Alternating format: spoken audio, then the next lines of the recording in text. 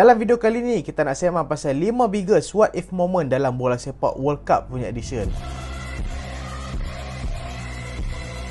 Assalamualaikum dan selamat datang ke Pala Bola Studio. So kali ni kita nak cerita pasal World Cup edition 5 what if moment. Maksudnya apa jadi kalau benda ni terjadi. Dan sebenarnya banyak momen-momen yang gagal terjadi, dan benda tu kalau jadi mungkin akan mengubah sejarah bola sepak. So kita nak tengok edisi World Cup pada kali ni.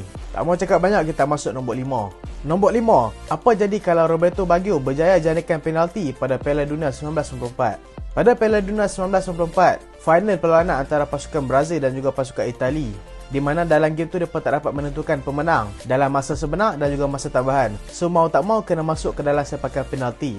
Dan ada satu momen yang paling diingati sampai ke hari ini, iaitu penalti Roberto Baggio yang menaik ke langit. Kalau Kane tu naik ke langit waktu quarter final tak apa, ni penalti waktu final, so memang koyak lah member. Tapi kalau hampa tengok penalti tu, bukan Roberto Baggio seorang je terlepas penalti. Ada dua orang player sebelum tu terlepas penalti. Mereka adalah Franco Baresi dan juga Daniel Massaro. Tapi time Roberto Baggio ambil penalti tu, kalau Roberto Baggio tak skor, maksudnya Brazil akan dapat menang World Cup. Kalau dia berjaya skor, dia akan survive Itali lagi lah dalam penalti tu. So bagi aku tu memang pressure gila lah untuk dia. Dan sayang penalti tu memang naik ke bulan, dan Roberto Baggio dia duduk dekat spot penalti tu dalam jangka masa yang lama, mungkin sebab menyesal dan tak boleh maafkan diri dia sendiri. Dan Roberto Baggio pun beritahu, sampai ke hari ini momen tu sangat menyakitkan diri dia sendiri, dan juga dia tak dapat maafkan diri dia sampai hari ini. Tapi baguslah dia tak bunuh diri kan. Sebab aku rasa kalau ada skor penalti tu, kemungkinan besar penalti akan diheret lagi, dan Itali mungkin ada chance untuk dapat menang World Cup waktu tu. Tapi itulah, what if je lah. Benda pun dah jadi, Brazil pun dah menang World Cup tentu. Nombor 4, apa jadi kalau Zidane tak tanduk Dada Materazzi? Benda ni pun terjadi dekat final Piala Dunia, iaitu final dunia Piala 2006, di mana final ni menemukan antara pasukan Perancis dan juga Itali. Kalau hampa tengok line up antara kedua-dua tim ni memang padu lah. Kira memang legend semua berkumpul dalam satu tim lah. Dan game ni memang ikonik, bukan saja disebabkan kemenangan Itali dalam World Cup ni, tapi disebabkan satu momen penting di mana Zidane telah menanduk Dada Materazzi, bukan tanduk bola. Apa sudah jadi? Sebelum tu game ni berakhir dengan 1-1, di mana penjaring dalam game ni adalah Zidane, iaitu penalti, dan juga Luca Toni daripada Itali. Yang penalti Zidane tu nasib baik kira. Kalau tak kira tu mungkin kita akan dapat VAR awal lagi. Sebab mereka start usahakan VAR ni selepas gol Lampard dekat Piala Dunia 2010 tu. Hampa ingat tak?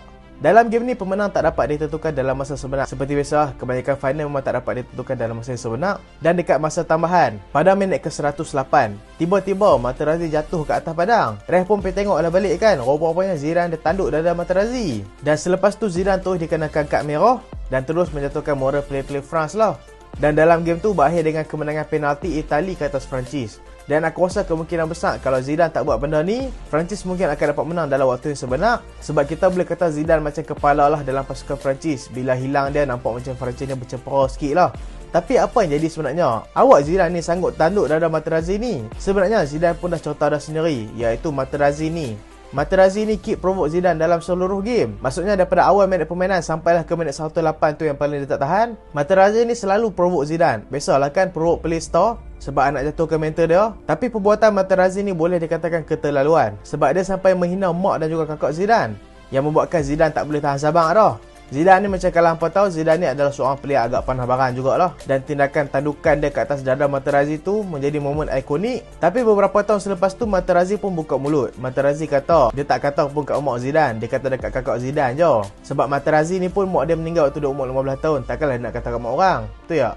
Tapi tak tahulah kan, Materazzi ni bukan boleh kira. Zidane kata lain, Materazzi kata lain. Tak tahulah siapa betul. Tapi yang confirm tu kakak dah. Kejap oh. Bagi aku as a footballer, aku rasa memang kena tahan sabar lah walaupun benda tu jadi kat hang. Dan aku rasa benda tu memang susah lah. Orang kutuk family hang kan. Orang kata kat family hang, kata kat kakak hang, kata kat mak hang. Memang hang panas.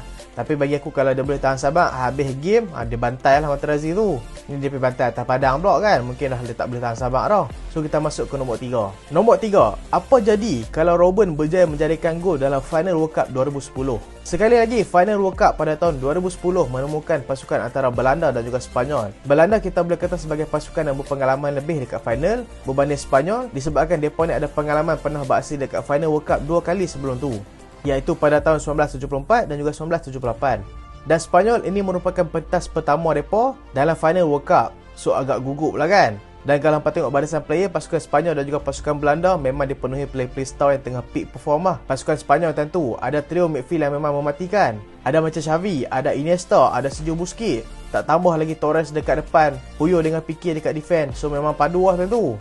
Pasukan Belanda pun bukan calang-calang. Mereka ada player-player tengah perform macam Sneijder daripada Belanda, Arjen Robben dan juga Robin van Persie. Virgil van Dijk Virgil van Dijk tak ada. Ya, Virgil van Dijk tentu tengah cuci pinggan. Dia baru nak jadi player bola tu. Dan kita sembang nanti dah pasal Virgil van Dijk ni, semua pasal Belanda 2010. Dan aku boleh kata game ni memang tight lah. Masing-masing cuba untuk dapatkan gol. Sepanyol dan juga Belanda masing-masing saling berbalas serangan. Tapi one of the biggest moment dalam game ni adalah pada minit ke-62 permainan. Bola dapat dekat Sneijder. Sneijder buat lorongan cantik kepada Arjen Robben yang meneruskan barisan pertahanan pasukan Sepanyol, membuatkan situasi 1-on-1 je Robben dengan Casillas tentu. Tapi sayang amat poor finishing daripada Robben dan juga world class save daripada Iker Casillas yang membuatkan Robben gagal menjadikan gol tu. Dan aku rasa memang biggest regret lah. Biggest regret ke? Regret. Hampa faham lah kan? Tak bisa bahasa Inggeris. Dan aku rasa kalau Robben berjaya menjadikan gol tu, mungkin akan mengubah segala cerita dalam dunia bola sepak. Di mana Sepanyol hampa tahu adalah salah satu pemenang terbaru World Cup. Belanda pun sebelum tu mereka tak pernah menang World Cup. Sama-sama lah tak pernah menang World Cup. Tapi Sepanyol berjaya menjadikan gol pada minit akhir melalui jaringan Andres Iniesta. Jaringan ikonik daripada Andres Iniesta yang telah membuat Sepanyol menjorai Piala Dunia pada tahun 2010. Kita ke nombor 2 pula. Apa jadi kalau Higuain tak miss chance dalam World Cup 2014? Piala Dunia 2014 menemukan pasukan Argentina dan juga pasukan Jerman. Aku boleh kata dalam game ni pasukan Jerman memang favourite lah. Tapi ramai nakkan Argentina menang disebabkan mereka nak Messi menang World Cup lah. Jerman masuk ke final selepas membantai pasukan Brazil 7-1. Argentina masuk ke final selepas berjaya mengalahkan Belanda waktu semifinal. Dan dalam game ni aku boleh kata Argentina memang buang banyak gila chance. Bukan Higuain saja yang buang chance, Messi pun ada hilang chance, Palacios pun ada hilang chance. Tapi aku rasa biggest chance dalam game ni yang dibuang adalah chance daripada Higuain tu lah. Aku rasa memang ya Allah, kalau gol tu kan memang tak payah Messi nak tunggu World Cup kali ni dah. Tapi disebabkan ada player bernama Gonzalo Higuain, kena tunggulah saat tu pun tak tahu menang ke tak. Waktu tu kesilapan dilakukan oleh benteng pertahanan Jerman menanduk bola ke belakang. Dapat dekat Higuain. Higuain memang joh gila dengan back four Jerman. Dia just perlu come dan juga finish bola tu dengan baik je. Tapi sayang bola tu meleset. Bukan Manuel safe, tapi bola tu memang tak tepat. So memang agak sayang lah untuk Gonzalo Higuain dan juga Argentina. Dan lagi malang, momen ikonik Mario Götze pada masa tambahan telah melenyapkan peluang Argentina untuk mendapatkan Piala Dunia pada 2014. Dan Higuain pun ada bagi tahu dia rasa macam nak bersara lepas final World Cup tu. Dah lah terlepas chance, lepas tu Jerman menang World Cup, memang taubatlah korang rasa menyesal. Tapi buat macam mana kan, bola sepak tu bulat, hidup pun kena teruskan juga. Nasib baik dia tak bersara. Sebab lepas tu kita tahulah dia memang berjaya lah sebagai seorang pemain bola sepak dekat Napoli dan juga Juventus. Dan yang ni membawa kepada nombor 1, iaitu apa jadi kalau Maradona punya gol tu diselap dalam World Cup. Pada quarter final Piala Dunia 1986, pertemuan antara Argentina dan juga England.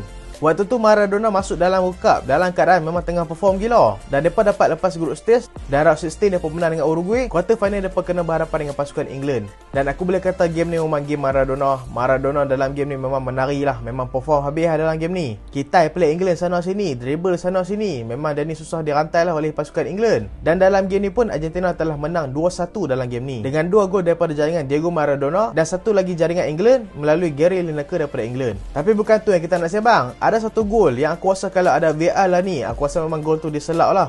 Di mana Maradona menjaringkan gol menggunakan tangan. Dan ramai memberikan nama gol tu gol tangan Tuhan. Puan janganlah, orang Islam jangan kata tu tak baik. Bukan tak baik, tak boleh. Depa orang lain tak apalah kan, ikut suka depa lah nak kata. Tapi kita jangan kata tu, kita kata gol yang terbaik lah. Sebenarnya ada cerita di sebalik gol tu. Ketika Maradona menjadikan gol menggunakan tangan, boleh kata ramailah play nampak dia skor guna tangan. Play England, play Argentina pun nampak. Dan kalau hampa tengok betul-betul klik mula-mula Maradona skor, play Argentina mereka tak celebrate pun. Sebab mereka ingat gol tu dia selap lah. Tapi Maradona panggil mereka untuk celebrate. Membuatkan tentu tak ada VAR, ref pun tak nampak. Walaupun play England komplain, tapi gol tu tetap diberikan. Itulah sebab Maradona ajak celebrate, sebab dia kata satgi ref picek pula kan. Satgi jenuh. Tapi gol tu dapat. Dan satu lagi momen jaringan cantik dribbling Maradona daripada tengah padang sampai ke kotak penalti menjadikan gol macam tu. Dan aku rasa kalaulah gol tu diselak, kemungkinan besar England boleh fight lagi dalam game ni. Tapi aku boleh kata game ni memang game Maradona lah. Dan hampa rasa kalau gol ni diselak, boleh ke Argentina menang? Ataupun England akan mengalahkan Argentina dalam game ni? Hampa rasa macam mana? So itulah 5 biggest what if moment dalam edisi World Cup. Hampa rasa ada lagi tak biggest what if moment dalam World Cup? Komen kat bawah okay, kalau hampa ada. Dan terima kasih sebab tengok sampai habis. Jangan lupa like, jangan lupa share, jangan lupa subscribe. Aku Salihan. Assalamualaikum.